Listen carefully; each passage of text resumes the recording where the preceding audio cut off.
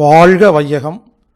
பாத்திரம் கழுவும் பொடி அப்படிங்கிற டிஷ் வாஷ் பவுடரை வீட்டிலேயே நமக்கு நாமே எப்படி தயாரிக்கிறதுங்கிறத 4 நிமிடத்தில் திருமதி பிரியதர்ஷினி அப்படிங்கிறவங்க கோயம்புத்தூர்காரங்க இப்போ உங்களுக்கு கற்றுக் கொடுக்குறாங்க. பாருங்கள், ரொம்ப பயனுள்ளதாக இருக்கும்.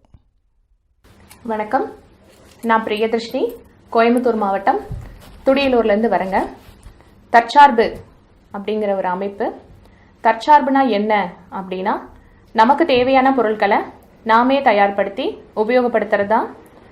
அதுக்கப்புறம் பார்த்திங்கன்னா, நம்மளுடைய ஊருக்குள்ளேயே நம்மளுடைய நண்பர்களாகட்டும், வேறு யார் அந்த பொருட்களை தயார்படுத்துகிறாங்களோ அவங்கக்கிட்டேருந்து வாங்கி பயன்படுத்துறது தான் தற்சார்பு வாழ்க்கை.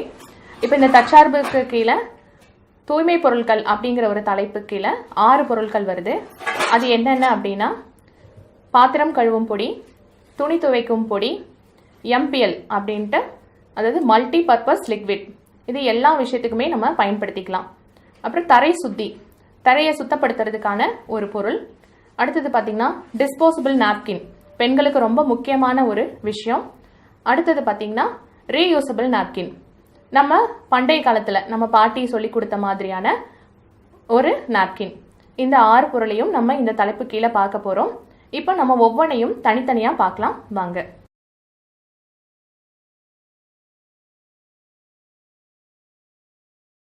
இப்போ நம்ம பார்க்க போகிறது பாத்திரம் கழுவும் பொடி.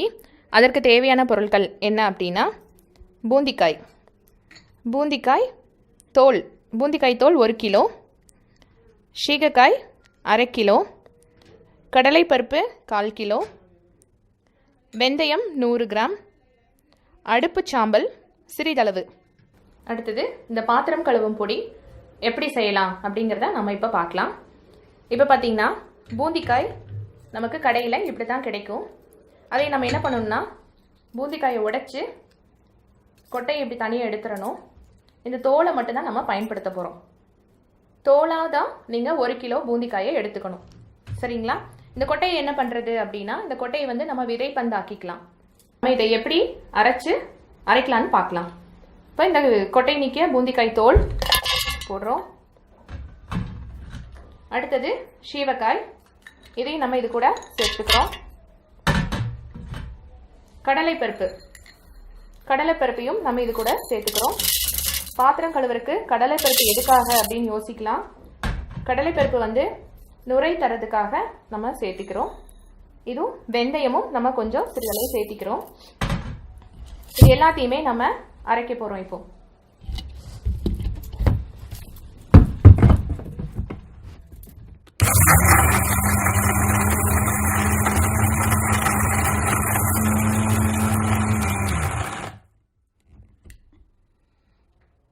ஒரு 3/4 பங்கு அரைஞ்சதுக்கப்புறம் நம்ம அடுப்பு சாம்பல் எடுத்து வச்சுருக்கோம் இல்லைங்களா, அதையும் போட்டு கலந்துக்கலாம்.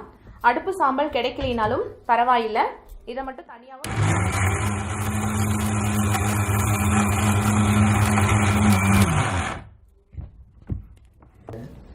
பாத்திரம் கழுவும் பொடி தயாராகிடுச்சு. இதை நம்ம அப்படியே பாத்திரம் கழுவுறதுக்கு வச்சுக்கலாம். சிறிதளவு எடுத்து வேற ஒரு பவுலில் போட்டு பயன்படுத்துங்க.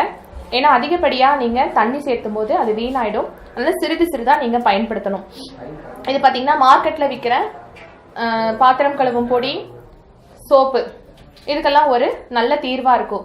ஏன் இந்த நம்ம பாத்திரம் கழுவும் பொடி இவ்வளோ கஷ்டப்பட்டு செய்யணும் அப்படின்னா, இப்போ மார்க்கெட்டில் விற்கிற சோப்பில் நீங்கள் பாத்திரம் துடைக்குனீங்க அப்படின்னா 8 முறை நீங்கள் அதை கழுகணும். ஆனால் நம்ம 1 முறை தான் கழுகுறோம். 8 முறை கழுவுனீங்கன்னா தான் அதில் இருக்கிற கெமிக்கல் மொத்தமாகவே அதில் அழியும். அப்போ நம்ம இப்போ சாப்பிட்டுட்டு இருக்கிறதெல்லாம் அந்த கெமிக்கலோட தான் நம்ம சாப்பிட்டுட்டு இருக்கோம். ஆனால் நம்ம இந்த மாதிரி தயாரித்து பயன்படுத்தும் போது ஒரே முறை கழுவினா போதும், அந்த பாத்திரத்தில் இருக்கிற மொத்த ஜெம்ஸ்ன்னு சொல்கிறோம் இல்லைங்களா, அதில் டோட்டலாக அழிஞ்சிடும். நம்ம ஆரோக்கியமாகவும் சாப்பிடலாம்.